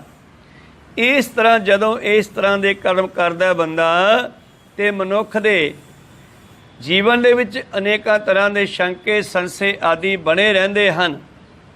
ਤਾਂ ਇਹਨਾਂ ਤਿੰਨਾਂ ਤਰ੍ਹਾਂ ਦੇ ਕਰਮਾਂ ਤੋਂ ਉੱਚਾ ਉੱਠਣ ਲਈ ਕੀ ਕਰਨਾ ਚਾਹੀਏ? ਰਜੋ ਤਮੋ ਸਤੋ ਚੋਂ ਬਾਹਰ ਨਿਕਲਣ ਵਾਸਤੇ ਕੀ ਕਰਨਾ ਚਾਹੀਏ? ਉੱਤਮ, ਮੱਧਮ, ਕਨਿਸ਼ਟ ਇਹਨਾਂ ਕਰਮਾਂ ਚੋਂ ਸਭ ਤੋਂ ਉੱਤਮ ਕਰਮ ਕੀ ਹੈ? ਉਹ ਕਿਵੇਂ ਹੋਵੇਗਾ? ਤੇ ਸਤਿਗੁਰੂ ਪਾਤਸ਼ਾਹ ਜੀ ਕਹਿੰਦੇ ਸਿੱਖਾ ਗੁਰੂ ਨੂੰ ਪੁੱਛ, ਕਿਉਂ ਗੁਰ ਬਿਨ ਤਿਰਕੁਟੀ ਛੋਟ ਸੀ। ਤਿਰਕੁਟੀ इड़ा पिंगला और सुखमना तीन वसे कठाही। इन्हां तिन्नां नाड़ियां दा इकट्ठ एक थां ते इकट्ठा हुंदा है। कित्थे इकट्ठा हुंदा है गुरु तो बिना पता नहीं लगदा। इड़ा पिंगला और सुखमना तीन वसे कठाही। बेनी संगम तह पिरागवन मज्जन करै तिथाई। संतो तहाँ निरंजन राम है। उत्थे रंग रूप तो रहत परमेश्वर दा वासा है, जिथे तिन्ने नाड़ियां इकट्ठियां हुंदियां। सतगुर पातशाह जी कहने पर इन्हां दी गल गुरु तो बगैर समझ नहीं आउंदी। इन्हां तिन्नां चों भी सतगुरु कढ के चौथे च लै जांदा है। जागत सुपन सखोपति तुरिया। आत्म भूपत की है पुरिया। कदे असी जागत विच बैठे हाँ, जिवें हुण बैठे हाँ, और कदे सुत्ते होए हुन्ने आ ते सुपने दे विच साडा मन तुरिया फिरदा है। कदे सखोपती गूढ़ी नींद विच इन्ना चले जाने आ कि पता नहीं बाहर की हो रहा है, पर इन्ना पता हुंदा है कि नींद बड़ी गूढ़ी आई है। ते एक तुरिया अवस्था है जिस विच जाके जीव जागदा भी है ते सुत्ता भी है, आराम च भी है और सुचेत भी है। इस करके सतगुरु पातशाह कहने इन्हां ਤਿੰਨ ਗੁਣੀ माया तो निकलने दे वास्ते गुरु की कृपा की लोड़ है। क्यों गरबिन त्रिकुटी छूट सी। गुरु तो बगैर इन्हां तिन्नां गुणां चों किवें बाहर निकल सकते हाँ। सहज मिलिया सुख होए। तां सतगुरु सानू सहज अवस्था की जोगत दसदा है। सहजे नो सब लोचदी बिन गुर पाया ना जाए। ये सहज अवस्था किवें मिलदी आ, ਇਹ ਵੀ ਗੁਰੂ ਤੋਂ ਬਗੈਰ ਸਮਝ ਨਹੀਂ ਆਉਂਦੀ। ਗੁਰੂ ਨੂੰ ਪੁੱਛਣਾ ਪੈਂਦਾ ਹੈ। ਜਦ ਗੁਰੂ ਦੱਸਦਾ ਹੈ ਤਾਂ ਫਿਰ ਪਤਾ ਲੱਗਦਾ ਹੈ ਬਈ ਸਹਿਜ ਅਵਸਥਾ ਵਿੱਚ ਕਿਵੇਂ ਜਾਣਾ ਹੈ। ਜਦੋਂ ਗਿਆਤਾ ਗਿਆਨ ਤੇ ਗੇ ਇਹ ਇਕੱਠੇ ਹੋ ਜਾਂਦੇ ਹਨ। ਗਿਆਨ ਜੋ ਸਾਨੂੰ ਬਾਹਰੋਂ ਮਿਲਦਾ ਹੈ, ਗੁਰੂ ਤੋਂ ਮਿਲਦਾ ਹੈ। ਗਿਆਤਾ ਉਸ ਨੂੰ ਧਾਰਨ ਕਰਨ ਵਾਲਾ। ਤੇ ਇਹ ਜਦੋਂ ਤਿੰਨੇ ਗੇ ਇੱਕ ਥਾਂ ਤੇ ਇਕੱਠੇ ਹੁੰਦੇ ਹਨ, ਜਾਂ ਧਿਆਤਾ ਧਿਆਨ ਤੇ ਧੇ। ਗੁਰੂ ਪਿਆਰਿਓ, ਧਿਆਤਾ ਧਿਆਉਣ ਵਾਲਾ, ਧਿਆਨ ਜਿਸ ਦੁਆਰਾ ਧਿਆਇਆ ਜਾ ਰਿਹਾ ਹੈ, ਤੇ ਧੇ ਜਿਸ ਨੂੰ ਧਿਆਇਆ ਜਾ ਰਿਹਾ। ਜਦੋਂ ਇਹ ਤਿੰਨੇ ਇਕੱਠੇ ਹੋ ਜਾਂਦੇ ਹਨ, ਕਬੀਰ ਸਾਹਿਬ ਜੀ ਆਪਣੇ ਬਚਨਾਂ ਵਿੱਚ ਕਹਿੰਦੇ ਆ, ਤ੍ਰਿਤੀਆ ਤੀਨੇ ਸਮ ਕਰ ਲਿਆਵੇ। ਇਹਨਾਂ ਤਿੰਨਾਂ ਨੂੰ ਇਕੱਠੇ ਕਰ ਲੈ, आनंद मूल परम पद पावे।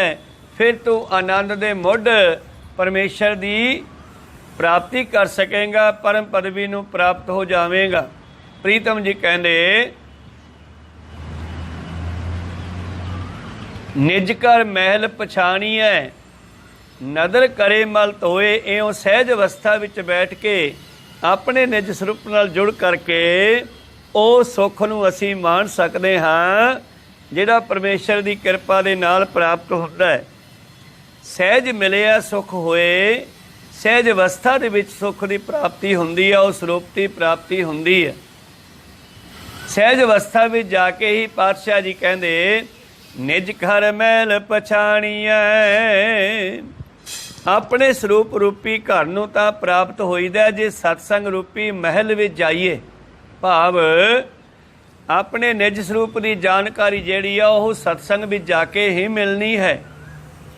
ਇਸ ਕਰਕੇ ਸਤਸੰਗਤ ਹੀ ਸਾਨੂੰ ਉਹ ਮੁਕਤੀ ਦੀ ਦਾਤ ਵੀ ਦੇਣ ਵਾਲੀ ਹੈ, ਜਿੱਥੇ ਜਾ ਕੇ ਸਾਨੂੰ ਗਿਆਨ ਪ੍ਰਾਪਤ ਹੁੰਦਾ।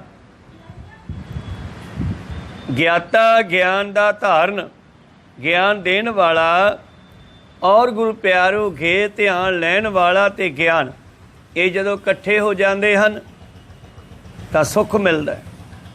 ਜਦੋਂ ਧਿਆਤਾ ਧਿਆਨ ਤੇ ਇੱਕ ਹੋ ਜਾਂਦੇ ਹਨ ਤਾਂ ਸਹਿਜ ਸਰੂਪ ਦੀ ਪ੍ਰਾਪਤੀ ਹੁੰਦੀ ਆ। ਮੇਰੇ ਪ੍ਰੀਤਮ ਜੀ ਬਖਸ਼ ਕਰਦਿਆਂ ਨੇ ਇਸ ਤਰ੍ਹਾਂ ਸਿੱਖਾ, ਆਪਣੇ ਨਿਜ ਸਰੂਪ ਨੂੰ ਪਛਾਨਣਾ ਕਰੋ। ਬੰਦੇ ਖੋਜ ਦਿਲ ਹਰ ਰੋਜ਼, ਨਾ ਫਿਰ ਪਰੇਸ਼ਾਨੀ ਮਾਹੇ। ਇਹ ਜੋ ਦੁਨੀਆ ਸਿਹਰ ਮੇਲਾ, ਦਸਤਗੀਰੀ ਨਾਹੇ। ਇਹ ਦੁਨੀਆ ਸਿਰਫ ਇੱਕ ਮੇਲਾ ਹੈ ਕਿ ਇਹਦੇ ਹੱਥ 'ਚ ਫੜਿਆ ਹੋਇਆ ਨਹੀਂ। ਤੂੰ ਆਪਣੇ ਆਪੇ ਦੀ ਖੋਜ ਕਰ। ਪ੍ਰੀਤਮ ਜੀ ਅੱਗੇ ਬਖਸ਼ ਕਰਦੇ ਹਨ, ਬਿਨ ਗੁਰ ਮੈਲ ਨਾ ਉਤਰੈ, ਬਿਨ ਹਰ ਕਿਉਂ ਘਰ ਵਾਸ। ਗੁਰੂ ਤੋਂ ਬਗੈਰ ਜਿਹੜੇ ਸਾਡੇ ਮਨ ਨੂੰ ਵਿਕਾਰਾਂ ਦੀ ਮੈਲ ਲੱਗੀ ਹੋਈ ਆ ਉਹ ਦੂਰ ਨਹੀਂ ਹੁੰਦੀ। ਗੁਰੂ ਹੀ ਕਿਰਪਾ ਕਰਕੇ ਸਾਡੇ ਹੰਕਾਰ ਨੂੰ ਦੂਰ ਕਰਦਾ ਹੈ। ਉਦਾਹਰਨ ਦੇ ਤੌਰ 'ਤੇ ਭਾਈ ਜੋਗਾ ਜੀ ਦੀ ਸਾਖੀ, ਜਿਹੜਾ ਕਿ ਹੁਸ਼ਿਆਰਪੁਰੇ ਤੋਂ ਚੱਲਿਆ ਸੀ, ਆਪਣੇ ਇਲਾਕੇ ਤੋਂ ਚੱਲਿਆ ਸੀ। ਜਿਸ ਵੇਲੇ ਉਹਦੀ ਸ਼ਾਦੀ ਹੋ ਰਹੀ ਸੀ ਤੇ ਸਤਿਗੁਰਾਂ ਨੇ ਇੱਕ ਸਿੱਖ ਨੂੰ ਭੇਜ ਦਿੱਤਾ। ਇਹ ਜੋਗਾ ਜੀ ਬਹੁਤ ਛੋਟੀ ਉਮਰ ਦੇ ਬੱਚੇ ਸਤਿਗੁਰੂ 10ਵੇਂ ਪਾਤਸ਼ਾਹ ਜੀ ਕੋਲ ਇਹਨਾਂ ਦੇ ਮਾਤਾ ਪਿਤਾ ਛੱਡ ਗਏ। ਸਤਿਗੁਰਾਂ ਨੇ ਬਚਨ ਕੀਤੇ ਪਿਆਰ ਦੇ ਵਿੱਚ, ਕਹਿੰਦੇ ਕੀ ਨਾ ਬੱਚਾ ਤੇਰਾ? ਕਹਿੰਦਾ ਜੀ ਮੇਰਾ ਨਾਮ ਹੈ ਜੋਗਾ। ਤੇ ਪਾਤਸ਼ਾਹ ਸਹਿਜ ਸੁਭਾਅ ਕਹਿੰਦੇ ਕਿਹਦੇ ਜੋਗਾ? ਤੇ ਉਹਨੂੰ ਪਤਾ ਸੀ ਕਿ ਮੈਨੂੰ ਇੱਥੇ ਛੱਡ ਕੇ ਜਾਣਗੇ। ਕਹਿੰਦਾ ਜੀ ਸੋਡੇ ਜੋਗਾ। ਤੇ ਪਾਤਸ਼ਾਹ ਕਹਿੰਦੇ ਫਿਰ ਤੂੰ ਮੇਰੇ ਜੋਗਾ ਤਾਂ ਮੈਂ ਤੇਰੇ ਜੋਗਾ। ਇਹ ਬਚਨ ਹੋ ਗਏ। ਸਮਾਂ ਬਤੀਤ ਹੁੰਦਾ ਗਿਆ, ਬੱਚਾ ਵੱਡਾ ਹੋ ਗਿਆ। ਮਾਤਾ ਪਿਤਾ ਨੇ ਸੋਚਿਆ ਕਿਉਂ ਨਾ ਬੱਚੇ ਦੀ ਸ਼ਾਦੀ ਕਰ ਦਿੱਤੀ ਜਾਵੇ। ਤੇ ਪਾਤਸ਼ਾਹ ਜੀ ਕੋਲ ਅਨੰਦਪੁਰ ਸਾਹਿਬ ਆਏ। ਕਹਿੰਦੇ ਜੀ ਬੱਚੇ ਨੂੰ ਸਾਡੇ ਨਾਲ ਭੇਜ ਦਿਓ ਤਾਂ ਅਸੀਂ ਦਾ ਵਿਆਹ ਕਰ ਦਈਏ, ਫਿਰ ਦੋਨੇ ਪਤੀ ਪਤਨੀ ਇੱਥੇ ਆ ਕੇ ਸੇਵਾ ਕਰਨਗੇ। ਕਹਿਣ ਲੱਗੇ ਠੀਕ ਹੈ ਲੈ ਜਾਓ ਭਾਈ। ਤੋ ਜੋਗੇ ਨੂੰ ਨਾਲ ਲੈ ਗਏ ਤੇ ਮਗਰੋਂ ਪਾਤਸ਼ਾਹ ਨੇ ਇੱਕ ਸਿੱਖ ਨੂੰ ਭੇਜਤਾ ਲਿਖ ਕਰਕੇ ਚਿੱਠੀ ਤੇ ਕਿ ਜੋਗਾ ਜੀ ਜਿੱਥੇ ਹੋ ਜੋ ਕਰਦੇ ਹੋ ਸਭ ਛੱਡ ਕੇ ਹੁਣੇ ਪਹੁੰਚੋ ਪਰਖਣ ਵਾਸਤੇ। ਤੇ ਸਿੱਖ ਨੂੰ ਕਿਹਾ ਇਹ ਚਿੱਠੀ ਉਦੋਂ ਵਿਖਾਉਣੀ ਹੈ ਜਦੋਂ ਲਾਵਾਂ ਹੋ ਰਹੀਆਂ ਹੋਣ। 2 ਲਾਵਾਂ ਪੂਰੀਆਂ ਹੋ ਜਾਣ ਤੇ ਤੀਜੀ ਤੋਂ ਪਹਿਲਾਂ ਇਹ ਚਿੱਠੀ ਉਹਨੂੰ ਵਿਖਾ ਦੇਣੀ ਹੈ। ਤੋ ਸਿੱਖ ਵੀ ਕਿਸੇ ਤਰ੍ਹਾਂ ਬਰਾਤ ਵਿੱਚ ਚਲਿਆ ਗਿਆ ਜਿੱਥੇ ਸ਼ਾਦੀ ਹੋਣੀ ਸੀ। ਤੇ ਜਦੋਂ ਲਾਵਾਂ ਹੋਣ ਲੱਗੀਆਂ, 2 ਲਾਵਾਂ ਹੋਈਆਂ, ਜਾਂ ਤੀਜੀ ਲਾਮ ਹੋਣ ਲੱਗੀ ਤੇ ਉਹ ਸਿੱਖ ਨੇ ਉੱਠ ਕੇ ਉਹ ਚਿੱਠੀ ਭਾਈ ਜੋਗੇ ਦੀਆਂ ਅੱਖਾਂ ਮੂਹਰੇ ਕਰ ਦਿੱਤੀ। 10ਵੇਂ ਪਾਤਸ਼ਾਹ ਜੀ ਦੇ ਸੈਨ ਚਿੱਠੀ ਤੇ ਲਿਖਿਆ ਜੋਗਾ ਜੀ ਜਿੱਥੇ ਹੋ ਜੋ ਕਰਦੇ ਹੋ ਵਿੱਚੇ ਛੱਡ ਕੇ ਜਲਦੀ ਪਹੁੰਚੋ। ਕਹਿੰਦੇ ਜੋਗਾ ਜੀ ਛੱਡ ਕੇ ਲੜਕੀ ਨੂੰ ਪੱਲਾ ਛੱਡ ਕਰਕੇ ਉੱਠ ਖੜਾ ਹੋਇਆ। ਪਰਿਵਾਰ ਨੇ ਬੜਾ ਰੋਕਿਆ ਪਰ ਨਾ ਰੁਕਿਆ। ਉਹ ਕਹਿਣ ਲੱਗਿਆ ਮੈਨੂੰ ਗੁਰੂ ਸਾਹਿਬ ਦਾ ਹੁਕਮ ਹੁਣੇ ਹੀ ਪਹੁੰਚਣ ਦਾ ਹੋਇਆ, ਇਸ ਕਰਕੇ ਰਹਿੰਦੀਆਂ 2 ਲਾਵਾਂ ਮੈਂ ਨਹੀਂ ਲੈਣੀਆਂ। ਪਰਿਵਾਰ ਕਹੇ 2 ਲਾਵਾਂ ਤੇ ਕਿੰਨਾ ਕੁ ਟਾਈਮ ਲੱਗਦਾ? 10 ਮਿੰਟ ਬਾਅਦ ਚਲਿਆ ਜਾਈ। ਕਹਿੰਦਾ ਨਾ ਹੁਣੇ ਹੀ ਜਾਣਾ, ਚਿੱਠੀ ਆਈ ਆ। ਹੁਸ਼ਿਆਰਪੁਰ ਪਹੁੰਚਿਆ, ਉੱਥੇ ਰਾਤ ਕੱਟੀ। ਰਾਤ ਪੈ ਗਈ, ਘੋੜੇ 'ਤੇ ਸਵਾਰ ਹੈ, ਤੁਰਿਆ ਆਉਂਦਾ ਹੈ ਕਿ ਮੇਰੇ ਵਰਗਾ ਸਿੱਖ ਕਿਹੜਾ ਹੋਵੇਗਾ ਜਿਹੜਾ ਇਉਂ ਘਰਵਾਲੀ ਨੂੰ ਛੱਡ ਕੇ ਤੁਰ ਜਾਵੇ। ਤਾਂ ਗੁਰੂ ਪਿਆਰੋ ਇਹ ਹੰਕਾਰ ਆ ਗਿਆ। ਭਾਵ ਮਨ ਉੱਤੇ ਇੱਕ ਮੈਲ ਚੜ੍ਹ ਗਈ ਹੈ। ਜਦ ਇਹ ਮੈਲ ਚੜ੍ਹੀ ਹੰਕਾਰ ਦੀ, ਅੱਗੇ ਹੁਸ਼ਿਆਰਪੁਰ ਰਾਤ ਕੱਟੀ ਸਰਾਂ ਦੇ ਵਿੱਚ। ਤੇ ਸਰਾਂ ਦੇ ਵਿੱਚ ਆਪਣਾ ਸਮਾਨ ਰੱਖਿਆ, ਘੋੜਾ ਬੰਨ੍ਹਿਆ, ਪ੍ਰਸ਼ਾਦਾ ਪਾਣੀ ਛਕਿਆ ਤੇ ਬਾਜ਼ਾਰ ਨੂੰ ਤੁਰ ਪਿਆ ਸ਼ਹਿਰ ਸਪਾਟੇ ਲਈ। ਜਦੋਂ ਸ਼ਾਮਾਂ ਨੂੰ ਇਹ ਬਾਜ਼ਾਰ ਨੂੰ ਗਿਆ ਤੇ ਕੀ ਵੇਖਦਾ, ਬਾਜ਼ਾਰ ਦੇ ਵਿੱਚ ਗਲੀ ਦੇ ਵਿੱਚ ਬੇਸਵਾਵਾਂ ਦੇ ਕੋਠੇ ਆ। ਨੌਜਵਾਨ ਲੜਕੀਆਂ ਬੜਾ ਹਾਰ ਸ਼ਿੰਗਾਰ ਕਰਕੇ ਮਨੁੱਖਾਂ ਨੂੰ ਪ੍ਰੇਰਿਤ ਕਰਦੀਆਂ ਮੋਹ ਰਹੀਆਂ। ਤੇ ਇਹਦੀ ਨਿਗਾਹ ਵੀ ਪਈ, ਔਰ ਨਿਗਾਹ ਪਈ ਤੇ ਇਹਦੇ ਦਿਮਾਗ ਦੇ ਵਿੱਚ ਇੱਕ ਹੰਕਾਰ ਦਾ ਮੈਲ ਆ ਚੁੱਕੀ ਸੀ। ਹੁਣ ਦੂਜੀ ਚੜ੍ਹ ਗਈ ਕਾਮ ਵਾਸ਼ਨਾ ਦੀ, ਔਰ ਉਸ ਕੋਠੇ ਦੀਆਂ ਪੌੜੀਆਂ ਵੱਲ ਚੱਲਿਆ। ਪਰ ਅਚਾਨਕ ਪੌੜੀਆਂ 'ਤੇ ਕਿਸੇ ਨੇ ਰੋਕ ਲਿਆ। ਕਹਿੰਦੇ ਕਿੱਧਰ ਚੱਲਿਆ? ਕਹਿੰਦਾ ਉੱਪਰ। ਕਹਿੰਦਾ ਉੱਪਰ ਨਹੀਂ ਜਾ ਸਕਦਾ, ਤੂੰ ਮੁੜ ਜਾ। ਪਰ ਮਨ ਬੜਾ ਵਿਚਲਿਤ ਹੋਇਆ। ਜਿਹੜਾ ਮਨ ਕੱਲ੍ਹ ਕਹਿੰਦਾ ਸੀਗਾ ਕਿ ਮੈਂ ਜਲਦੀ ਗੁਰੂ ਕੋਲ ਪਹੁੰਚਣਾ, ਹੁਕਮ ਆਇਆ ਹੈ, ਹੁਣ ਉਸ ਮਨ 'ਤੇ ਹੰਕਾਰ ਦੀ ਮੈਲ ਚੜ੍ਹ ਚੁੱਕੀ ਹੈ। ਬਿਨ ਗੁਰ ਮੈਲ ਨਾ ਉਤਰੈ, ਔਰ ਇਹ ਮੈਲ ਇੱਕ ਵਾਰੀ ਚੜ੍ਹ ਜਾਵੇ ਗੁਰੂ ਦੀ ਕਿਰਪਾ ਤੋਂ ਬਗੈਰ ਲੈਂਦੀ ਨਹੀਂ। ਗੁਰੂ ਪਿਆਰਿਓ ਅੱਧੀ ਕੁ ਰਾਤ ਨੂੰ ਫੇਰ ਉੱਠਿਆ ਵੀ ਹੁਣ ਤਾਂ ਪਹਿਰੇਦਾਰ ਸੌਂ ਗਿਆ ਹੋਣਾ, ਫਿਰ ਚੱਲਿਆ। ਪਰ ਫਿਰ ਗਿਆ ਤੇ ਪਹਿਰੇਦਾਰ ਫਿਰ ਉੱਥੇ ਖੜਾ, ਉਹਨੇ ਫਿਰ ਮੋੜ ਦਿੱਤਾ। ਤੀਜੀ ਵਾਰ ਤੜਕੇ ਜੇ ਉੱਠ ਕੇ ਫੇਰ ਗਿਆ, ਪਹਿਰੇਦਾਰ ਤੋਂ ਰਿਹਾ ਨਾ ਗਿਆ। ਕਹਿੰਦਾ ਯਾਰ ਤੂੰ ਮੈਨੂੰ ਸਿੱਖ ਲੱਗਦਾ, ਇੱਧਰ ਕਿੱਧਰ ਚੱਲਿਆ? ਤੂੰ ਆਪਦੇ ਕੰਮ ਜਾ। ਜਦ ਇੰਨੀ ਗੱਲ ਸੁਣੀ ਤਾਂ ਜੋਗੇ ਦੇ ਦਿਮਾਗ ਦੇ ਵਿੱਚੋਂ ਇੱਕਦਮ ਫਤੂਰ ਉੱਡ ਗਿਆ ਕਾਮ ਵਾਸ਼ਨਾ ਦਾ, ਹੰਕਾਰ ਦਾ। ਔਰ ਸੋਚਣ ਲੱਗਿਆ ਵੀ ਆਹ ਕੀ ਹੋ ਗਿਆ? ਮੈਂ ਤਾਂ ਬੜੀ ਤੇਜ਼ੀ ਨਾਲ ਘਰ ਵਾਲੀ ਛੱਡ ਕੇ ਚੱਲਿਆ ਸੀ। ਘਰ ਕੀ ਨਾਰ ਤਿਆਗੈ ਅੰਧਾ ਪਰ ਨਾਰੀ ਸਿਉ ਘਾਲੈ ਤੰਦਾ। ਮੈਂ ਤਾਂ ਹੋਰ ਹੀ ਕੁਝ ਕਰ ਲਿਆ ਸੀਗਾ। ਗੁਰੂ ਦੇ ਹੁਕਮ ਘਰ ਵਾਲੀ ਛੱਡ ਕੇ ਆ ਗਏ, ਇੱਥੇ ਬੇਸਵਾ ਵੱਲ ਚੱਲਿਆ ਸੀਗਾ। ਨਿੰਮੋ ਝੂਣਾ ਹੋਇਆ, ਪਰੇਸ਼ਾਨ ਹੋਇਆ, ਵਾਪਸ ਸਰਾਂ 'ਚ ਆਇਆ, ਸਮਾਨ ਸੰਭਾਲਿਆ, ਘੋੜੇ 'ਤੇ ਚੜ੍ਹਿਆ, ਚੱਲ ਪਿਆ। ਜਿਹੜਾ ਜੋਗਾ ਕੱਲ੍ਹ ਕਹਿੰਦਾ ਸੀਗਾ ਕਿ ਮੇਰੇ ਵਰਗਾ ਸਿੱਖ ਕੋਈ ਨਹੀਂ, ਘਰ ਵੱਲ ਨੂੰ ਐ ਛੱਡ ਕੇ ਆ ਜਾਵੇ, ਤੇ ਅੱਜ ਵੀ ਲਾਹਨਤਾਂ ਪਾਉਂਦਾ, ਫਿਟਕਾਰਾਂ ਪਾਉਂਦਾ, ਉਹ ਜੋਗਿਆ ਤੇਰੇ ਵਰਗਾ ਕਿਹੜਾ ਸਿੱਖ ਹੋ ਸਕਦਾ ਹੈ? ਤੂੰ ਗੁਰੂ ਦੇ ਹੁਕਮ ਨੂੰ ਭੁੱਲ ਚੁੱਕਿਆ ਹੈ। ਸ਼ਰਮਸ਼ਾਰ ਹੋਇਆ, ਅਨੰਦਪੁਰ ਸਾਹਿਬ ਪਹੁੰਚਿਆ। 10ਵੇਂ ਪਾਤਸ਼ਾਹ ਦੀਵਾਨ ਸਜਿਆ ਹੋਇਆ, ਦੀਵਾਨ 'ਚ ਗਿਆ। ਅੱਗੋਂ ਸਤਿਗੁਰੂ ਇਸ ਨੂੰ ਵੇਖ ਕੇ ਨੀਂਦ ਦੇ ਟੂਲੇ ਜਿਹੇ ਲੈਣ ਲੱਗ ਪਏ। ਕੋਲ ਬੈਠੇ ਸਿੱਖਾਂ ਨੇ ਪੁੱਛਿਆ, ਮਹਾਰਾਜ ਕੀ ਗੱਲ, ਰਾਤ ਸੁੱਤੇ ਹੀ ਨਹੀਂ, ਨੀਂਦ ਆਉਂਦੀ ਆ? ਪਾਤਸ਼ਾਹ ਕਹਿੰਦੇ, ਹਾਂ ਭਾਈ, ਆ ਭਾਈ ਜੋਗੇ ਨੇ ਸਾਰੀ ਰਾਤ ਸੌਣ ਨਹੀਂ ਦਿੱਤਾ ਸਾਨੂੰ, ਕੋਈ ਸਤਨਾਮ ਸ੍ਰੀ। ਬਸ ਫੇਰ ਕੀ ਸੀ, ਜੋਗੇ ਦੀਆਂ ਝੰਗਿਆਣਾਂ ਨਿਕਲ ਪਈਆਂ, ਪੈਰੀਂ ਪੈ ਗਿਆ, ਰੋਣ ਲੱਗਿਆ। ਤੇ ਸਤਿਗੁਰੂ ਪਾਤਸ਼ਾਹ ਜੀ ਕਹਿਣ ਲੱਗੇ, ਜੋਗਿਆ ਮੈਂ ਤਾਂ ਤੈਨੂੰ ਪਰਖਿਆ ਸੀ ਚਿੱਠੀ ਭੇਜ ਕੇ, ਤੇ ਤੂੰ ਮੈਨੂੰ ਕਿੱਥੇ ਪਰਖਿਆ? ਬੇਸਵਾ ਦੇ ਕੋਠੇ 'ਤੇ, ਜਿੱਥੇ ਮੈਨੂੰ ਪਹੁੰਚਣਾ ਪਿਆ, ਕਿਉਂਕਿ ਤੇਰੇ ਨਾਲ ਬਚਨ ਹੋਏ ਸੀ, ਤੂੰ ਮੇਰੇ ਜੋਗਾ ਤਾਂ ਮੈਂ ਤੇਰੇ ਜੋਗਾ। ਤੂੰ ਮੇਰੇ ਪੁੱਛੇ ਲਾਵਾਂ ਛੱਡ ਕੇ ਆ ਗਿਆ ਤਾਂ ਮੈਨੂੰ ਤੇਰੇ ਪਿੱਛੇ ਬੇਸਵਾ ਦਾ ਪਹਿਰੇਦਾਰ ਬਣਨਾ ਪਿਆ ਤੈਨੂੰ ਬਚਾਉਣ ਵਾਸਤੇ। ਇਹ ਸਾਰੀ ਗੱਲ ਸੰਗਤ ਨੂੰ ਪਤਾ ਲੱਗੀ ਤੇ ਧੰਨ ਧੰਨ ਹੋਣ ਲੱਗੀ ਸਤਿਗੁਰਾਂ ਦੀ। ਇਸ ਕਰਕੇ ਜਿਹੜੀਆਂ ਵਿਕਾਰਾਂ ਦੀਆਂ ਮੈਲਾਂ ਚੜੀਆਂ, ਬਿਨ ਗੁਰ ਮੈਲ ਨਾ ਉਤਰੈ। ਗੁਰੂ ਤੋਂ ਬਗੈਰ ਸਾਡੇ ਦਿਮਾਗ ਤੋਂ ਇਹ ਵਿਕਾਰਾਂ ਦੀਆਂ ਮੈਲਾਂ, ਕਾਮ, ਕ੍ਰੋਧ, ਲੋਭ, ਮੋਹ, ਹੰਕਾਰ, ਈਰਖਾ, ਨਿੰਦਿਆ, ਚੁਗਲੀ, ਸਾੜਾ ਆਦਿ, ਇਹਨਾਂ ਮੈਲਾਂ ਨੂੰ ਗੁਰੂ ਹੀ ਲਾਉਂਦਾ ਹੈ। ਇਸ ਕਰਕੇ ਗੁਰੂ ਦੀ ਲੋੜ ਹੈ। ਕਈ ਲੋਕ ਕਹਿੰਦੇ ਆ ਜੀ ਦਿਲ ਸਾਫ਼ ਹੋਣਾ ਚਾਹੀਦਾ, ਰੱਬ ਤਾਂ ਅੰਦਰ ਹੀ ਹੈ, ਸਿੱਖੀ ਅੰਦਰ ਹੀ ਹੈ।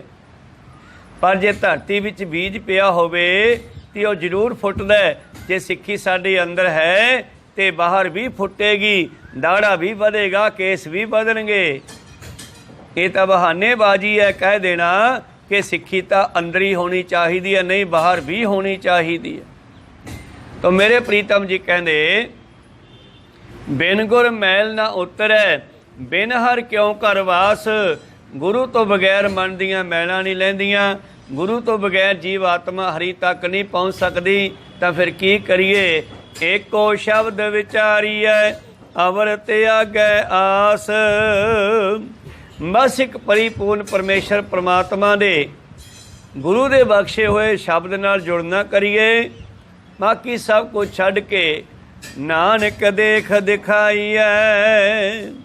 ਜਿਹੜਾ ਗੁਰੂ ਨੇ ਉਪਦੇਸ਼ ਬਖਸ਼ਿਆ ਸਾਨੂੰ, ਉਸ ਬ੍ਰਹਮ ਦੀ ਪ੍ਰਾਪਤੀ ਵਾਸਤੇ, ਜਿਵੇਂ ਅਸੀਂ ਵਾਹਿਗੁਰੂ ਵਾਹਿਗੁਰੂ ਜਪਦੇ ਹਾਂ, ਹੋਰ ਦੇਵੀ ਦੇਵਤਿਆਂ ਦੀਆਂ, ਹੋਰ ਜਿਹੜੇ ਹਨ ਗੁਰੂ ਪਿਆਰਿਓ, ਆਸਾਂ ਛੱਡ ਕਰਕੇ ਸਾਨੂੰ ਇੱਕ ਦੇ ਨਾਲ ਜੁੜਨਾ ਚਾਹੀਦਾ ਹੈ। ਨਾਨਕ ਦੇਖ ਦਿਖਾਈਐ। ਸਤਿਗੁਰੂ ਪਾਤਸ਼ਾਹ ਜੀ ਫਰਮਾਉਂਦੇ ਹਨ, ਇਸ ਪ੍ਰਕਾਰ ਸਰੂਪ ਨੂੰ ਦੇਖੀਏ। ਗੁਰੂ ਜੀ ਦਾ ਆਪ ਸਰੂਪ ਦੇਖਣ ਵਾਲੇ ਹਨ ਤੇ ਸਿੱਖਾਂ ਤਾਈਂ ਪ੍ਰਗਟ ਕਰਕੇ ਦਿਖਾ ਦਿੰਦੇ ਹਨ। ਜਿਹੜਾ ਗੁਰੂ ਹੈ ਸੱਚਾ, ਉਹ ਆਪ ਨਿਜ ਸਰੂਪ ਨਾਲ ਜੁੜਿਆ ਤੇ ਦੂਸਰਿਆਂ ਨੂੰ ਵੀ ਜੋੜਦਾ ਹੈ। ਨਾਨਕ ਦੇਖ ਦਿਖਾਈਐ ਹਉ ਸਦ ਬਲਿਹਾਰੈ ਜਾਸ। ਮੈਂ ਉਹਨਾਂ ਤੋਂ ਬਲਿਹਾਰੇ ਜਾਂਦਾ ਹਾਂ ਜਿਹੜੇ ਆਪ ਬ੍ਰਹਮ ਦੀ ਪ੍ਰਾਪਤੀ ਕਰਕੇ ਦੂਜਿਆਂ ਨੂੰ ਵੀ ਬ੍ਰਹਮ ਗਿਆਨ ਦੇ ਕੇ ਉਸ ਨਾਲ ਜੋੜਨਾ ਕਰਦੇ ਹਨ। ਸੋ ਇਸ ਤਰ੍ਹਾਂ ਸਤਿਗੁਰੂ ਪਾਤਸ਼ਾਹ ਜੀ ਨਿਜ ਸਰੂਪ ਦੀ ਗੱਲ ਕਰਦੇ ਹਨ। ਇਸ ਤਰ੍ਹਾਂ ਉਸ ਪਰਿਪੂਰਨ ਪਰਮੇਸ਼ਰ ਪਰਮਾਤਮਾ ਨਾਲ ਮਿਲਿਆ ਜਾ ਸਕਦਾ ਹੈ। ਤੁਹਾਨੂੰ ਬ੍ਰਹਮ ਸਰੂਪ ਦੀ ਪ੍ਰਾਪਤੀ ਹੋ ਜਾਵੇਗੀ ਸਿੱਖੋ। ਇਸ ਤਰ੍ਹਾਂ ਪਾਤਸ਼ਾਹ ਜੀ ਨੇ ਗਿਆਨ ਦੇ ਕਰਕੇ ਸਿੱਖਾਂ ਨੂੰ ਕਰਤਾਰਪੁਰ ਸਾਹਿਬ ਵਿਖੇ ਇਹ ਸ਼ਬਦ ਉਚਾਰਿਆ, ਧਾਤ ਮਿਲੈ ਫੁਨ ਧਾਤ ਕਉ, ਸਿਫਤੀ ਸਿਫਤ ਸਮਾਏ, ਲਾਲ ਗੁਲਾਲ ਗਹਿਬਰਾ, ਸੱਚਾ ਰੰਗ ਚੜਾਓ, ਸੱਚ ਮਿਲੈ ਸੰਤੋਖੀਆਂ, ਹਰ ਜਪ ਏਕੈ ਭਾਏ। ਭਾਈ ਰੇ ਸੰਤ ਜਨਾ ਕੀ ਰੇਨ।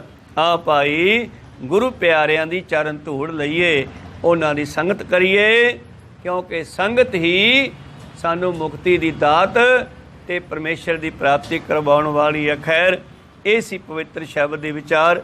ਅਗਲੇ ਸ਼ਬਦ ਦੇ ਵਿਚਾਰ ਆਪਾਂ ਕੱਲ੍ਹ ਦੇ ਦੀਵਾਨਾਂ ਵਿੱਚ ਸਰਵਣ ਕਰਾਂਗੇ। ਬੋਲਦਿਆਂ ਅਨੇਕਾਂ ਅੱਖਰ ਬਾਅਦ ਘਾਟ ਹੋ ਜਾਂਦੇ। ਸਿੱਖ ਸੰਗਤਾਂ ਦੇ ਸਤਿਗੁਰੂ ਬਖਸ਼ਣ ਯੋਗ ਹੈ, ਬਖਸ਼ ਲੈਣਾ ਜੀ। ਸਮਾਪਤੀ ਕਰੀਏ। ਮਿਲਾਓ ਫਤਿਹ, ਪਾਓ ਫਤਿਹ। ਵਾਹਿਗੁਰੂ ਜੀ ਕਾ ਖਾਲਸਾ ਵਾਹਿਗੁਰੂ ਜੀ ਕੀ ਫਤਿਹ।